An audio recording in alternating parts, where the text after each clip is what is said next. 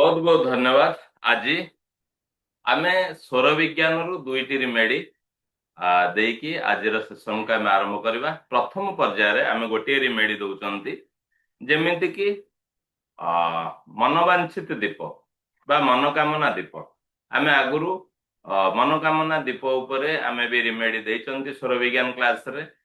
तो ये आउ टिके अपग्रेड अपग्रेड कथा बोले आमको दरकार कौन अच्छे एथिरे ना पितलर दीप।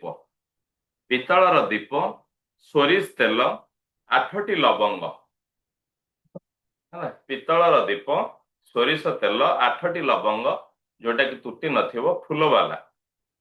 आमे स्वर सहित निजर मनस्कामना पूर्ण करने जमती आम अन्य समय आमर श्वास को होल्ड करिकी करुचंती से भली हमको करने को पड़िबो।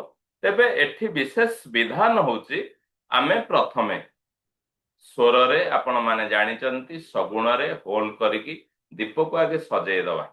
दीप को सजेला पर यथा विधि आमे प्रत्येक दीप तले आमे विधि सहकार कि अरुआ चाउल दउचंती से पर्यंत आमे सजेई दवा एवं दीपर मुख रहिबो आपणकर वेस्ट डायरेक्शन ने पश्चिम को मुख होगी डायरेक्शन रहिबो।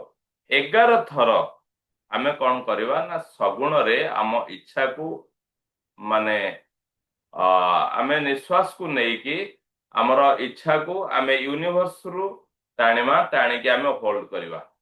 दीपर प्रज्वलन पूर्व दीप प्रज्वलन पूर्व दीप को सजेई देले दीप को सजेई सारा पर आम इच्छा को आमे यूनिवर्स रु कलेक्ट करवा।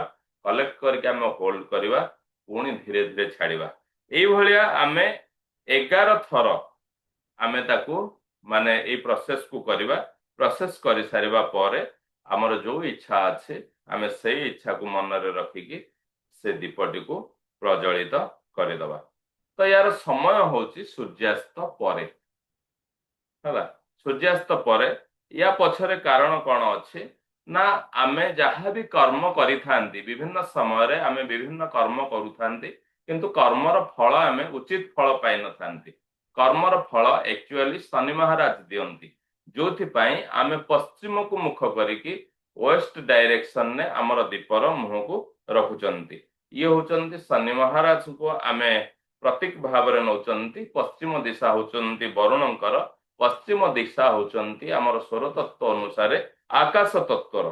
तेणु आमे फल जो पाउचंती वरुण देव आमर इच्छा को नेकी महाराज शनि पाखु जानती एवं आमे आमर इच्छा को पूर्ण करि परिथांती।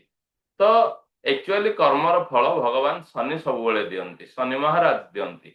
याकू जदि आमे कंटिन्यू भाव रे करि परिबा ताहले बहुत भलो। बहुत बहुत धन्यवाद। धन्यवाद विश्व शक्ति। बहुत बहुत धन्यवाद। बहुत बहुत धन्यवाद। बहुत बहुत धन्यवाद। Thank you universe. Thank you universe.